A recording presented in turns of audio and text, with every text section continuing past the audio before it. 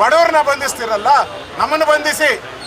ನಾನು ಕರಸೇವಕ, ಯಡಿಯೂರಪ್ಪನವರು kar sevak, P C Mohan, ನಮ್ಮ ರವಿಕುಮಾರ್ ಅವರು ಎಲ್ಲ ನಾವು ಆ ಹೋರಾಟದಿಂದ ಬಂದಂತವರು. ಪ್ರಧಾನಮಂತ್ರಿ ನರೇಂದ್ರ ಮೋದಿ ಅವರು ಕೂಡ ಕರಸೇವೆಯಲ್ಲಿ ಪಾಲ್ಗೊಂಡಿದ್ದಂತವ್ರು. ನಿಮ್ ತಾಕತ್ತಿದ್ಯನ್ರಿ? ಯಾರೋ ಬಡಪಾಯಿಗಳನ್ನ ಆಟೋ ರಿಕ್ಷಾ ಓಡೋ ಡ್ರೈವರ್ ಅನ್ನ ಪಾಪ ಅವನಿಗೆ ಆಪರೇಷನ್ ಆಗಿ ಓಡಾಡೋ ಸ್ಥಿತಿಯಲ್ಲೂ ಇಲ್ಲ ಅಂತವ್ರ ಮೇಲೆ ನೀವು ಬ್ರಹ್ಮಾಸ್ತ್ರ ಬಿಡ್ತೀರಲ್ಲ, ನಾಚಿಕೆ ಆಗಲ್ವಾ ನಿಮ್ ಕಾಂಗ್ರೆಸ್ ಅವ್ರಿಗೆ? ಎಷ್ಟು ಜನ ಬಂಧಿಸಾಗ ನಿಮ್ ತಾಕತ್ತಿದ್ರಿ? ಒಬ್ಬ ಕರಸೇವಕನಿಗೆ ಎಷ್ಟು ಕಿರುಕುಳ ಕೊಡ್ಬೋದು ಅಷ್ಟು ಕಿರುಕುಳವನ್ನ ಕೊಟ್ಟಿದ್ದಾರೆ. ನಾನು ಕಾಂಗ್ರೆಸ್ ಅವ್ರನ್ನ ಕೇಳಕ್ಕೆ, ನಿಮ್ಮ ಸೋನಿಯಾ ಗಾಂಧಿ ಮೇಲೆ ಎಷ್ಟು ಕೇಸ್ ಇದೆ? ರಾಹುಲ್ ಗಾಂಧಿ ಮೇಲೆ ಎಷ್ಟು ಕೇಸ್ ಇದೆ? ಡಿ ಕೆ ಶಿವಕುಮಾರ್ ಅವ್ರ ಮೇಲೆ ಎಷ್ಟು ಕೇಸ್ ಇದೆ ಹೇಳಿ?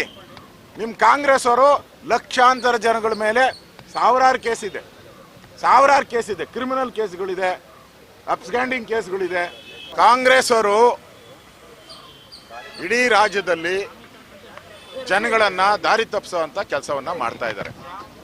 ಎಲ್ಲ ಕಡೆ ರಾಮನ ಹವಾ ನಡೀತಾ ಇದೆ, ಅಯೋಧ್ಯೆ ಹವಾ ನಡೀತಾ ಇದೆ. ಮಾಧ್ಯಮದಲ್ಲಿ ಕೂಡ ಬಿಡಿ ರಾಮ ಮಂದಿರ ಬರ್ತಾ ಇದೆ.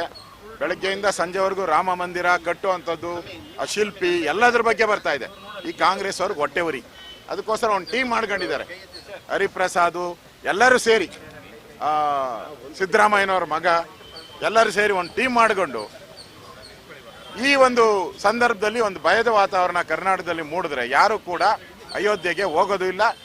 ಕರ್ನಾಟಕದಲ್ಲೂ ಯಾರು ಕೂಡ ರಾಮನ ಭಜನೆಯನ್ನ ಮಾಡೋದಿಲ್ಲ.